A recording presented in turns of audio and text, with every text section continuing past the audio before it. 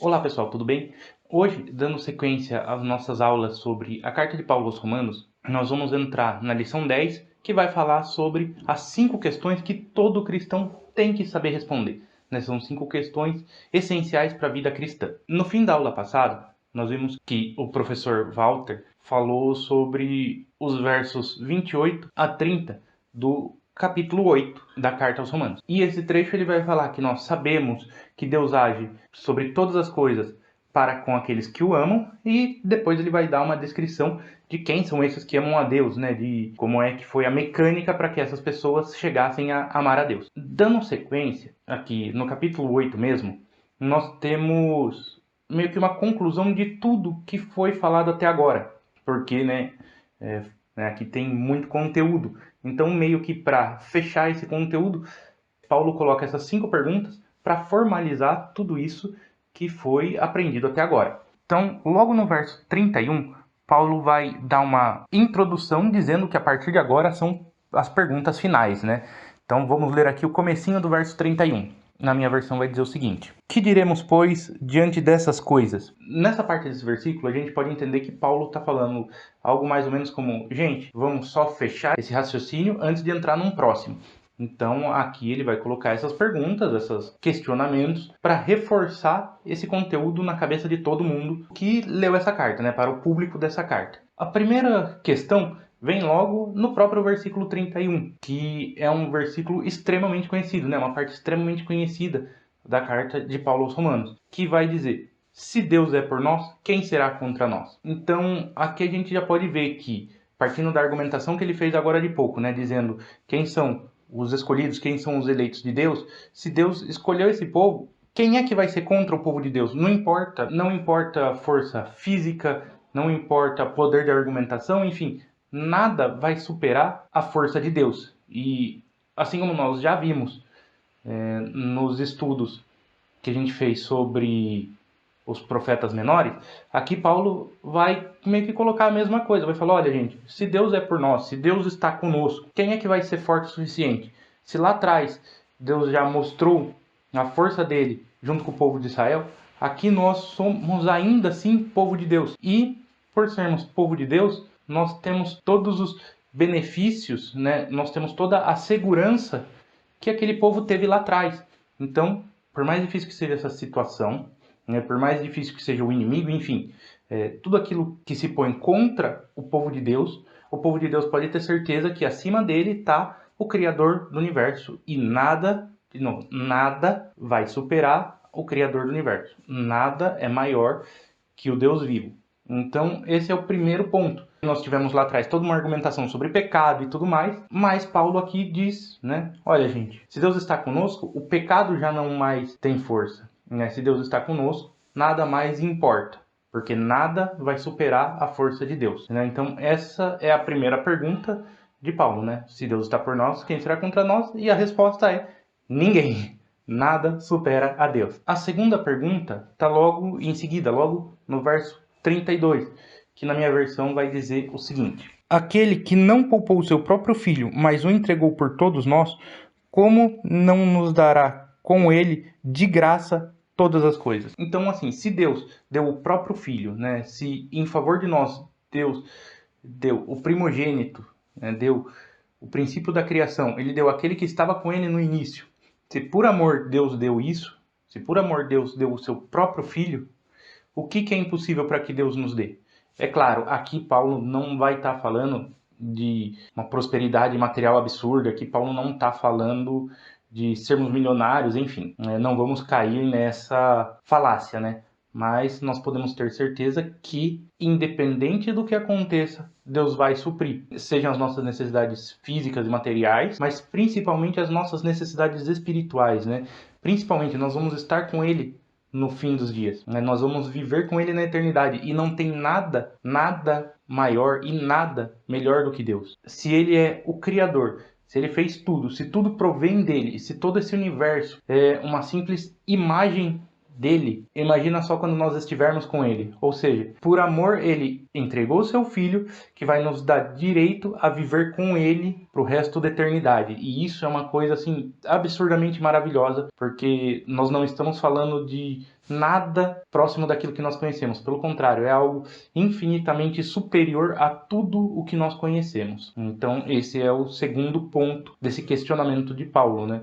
Se Deus deu o seu filho, o que mais ele pode deixar de dar? A resposta é nada. Ele vai dar realmente tudo.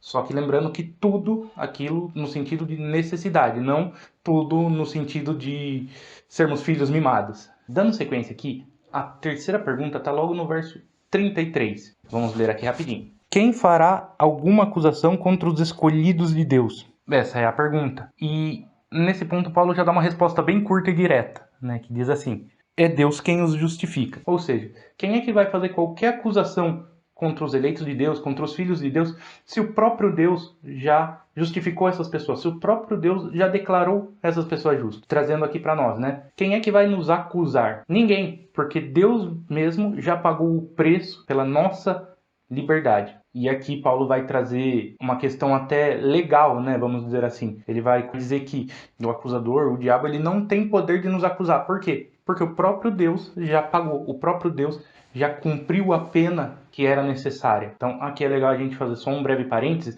que quem pagou esse preço foi Jesus. Mas Jesus, como Filho de Deus, também é Deus. Nós acreditamos na Trindade, nós acreditamos que Deus Pai, Deus Filho e Deus Espírito Santo são ao mesmo tempo uma e três pessoas, e isso está totalmente fora daquilo que nós podemos imaginar. É realmente um mistério, mas nós sabemos que Deus Pai, Deus Filho e Deus Espírito Santo são uma só pessoa e são Deus. Então, assim, o Cristo que veio pagar por mim, ele é Deus, ele não é só um ser humano perfeito, um ser humano bonzinho, como algumas vertentes vão dizer, algumas outras religiões vão dizer, né? Jesus não é um ser humano bonzinho. Jesus é o próprio Deus, e o próprio Deus pagou o preço por mim para que eu fosse declarado justo. Esse é um ponto muito importante, porque por maior que seja a acusação, Deus já pagou essa acusação. Logo na sequência, no verso 34, vai ter aqui a quarta pergunta, que é uma sequência lógica dessa terceira pergunta, né?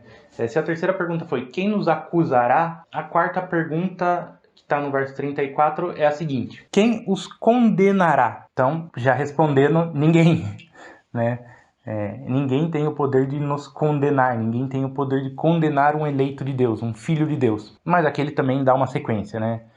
Que é bem interessante. Foi Jesus Cristo que morreu e mais, que ressuscitou e está à direita de Deus e também intercede por nós. Então aqui a gente vai quebrar essa argumentação em alguns pontos. Primeiro, aquele que eu já falei. Foi o próprio Cristo que morreu para pagar pelos nossos pecados. Nós sabemos que o pagamento do pecado é a morte. Então nós temos que lá no Antigo Testamento você tinha que fazer um sacrifício para pagar esse pecado. Nós sabemos que esse sacrifício era de modo simbólico. Simbolicamente, o sacrifício de um animal representava o Cristo, né? Nós temos aqui Paulo falando: quem é que vai condenar vocês? Ninguém, porque o próprio Jesus, o próprio Deus encarnado, morreu. Esse é o primeiro ponto. Então ele pagou pelo pecado. O segundo ponto dentro dessa própria resposta é que Cristo ressuscitou, ou seja, aqui Cristo mostra que ele é Deus e ele está acima da morte, né? Então, esse Cristo que morreu, ele também ressuscitou. Esse Cristo que morreu, ele tem todo o poder sobre a vida e a morte. E aí ele fala, né, que está à direita de Deus, ou seja, ele tem um lugar de altíssimo destaque, né? Jesus não é só um homem bom, pelo contrário, Jesus é Deus, esse Deus que veio, se fez homem, morreu, pagou pelos meus pecados, venceu a morte, mostrando que é Deus, e hoje ele está sentado à direita de Deus. Hoje ele tem um papel extremamente importante na salvação, né? Ele tem um papel extremamente importante no, vamos chamar de tribunal divino. E na sequência ele fala que intercede por nós, ou seja, Cristo é o nosso defensor, né? Se nós estamos falando aqui num linguajar mais jurídico, Cristo é aquele que vai nos defender, né? Já que ele já pagou pelos nossos pecados, é ele que vai nos defender de qualquer acusação. Então isso nos dá uma certa tranquilidade. E quando eu falo tranquilidade, eu não estou falando vamos pecar de monte, né? Paulo já falou sobre isso lá atrás. que quem pensa desse modo são os hipócritas, né? Nós não somos hipócritas, mas sobre qualquer acusação que possa vir perante nós, o próprio Cristo já pagou e ainda assim ele vai interceder por nós. Ainda assim ele vai falar, olha, foi feito tal, tal, tal pecado. Tá bom, mas esse pecado já foi pago por mim. Aqui nós temos essa dádiva, né? Nós podemos nos alegrar e até nos tranquilizar, porque o próprio Cristo, além de ter pago, é o nosso intercessor. E esse é o grande ponto dessa quarta pergunta. Não existe nada nem ninguém que possa nos condenar.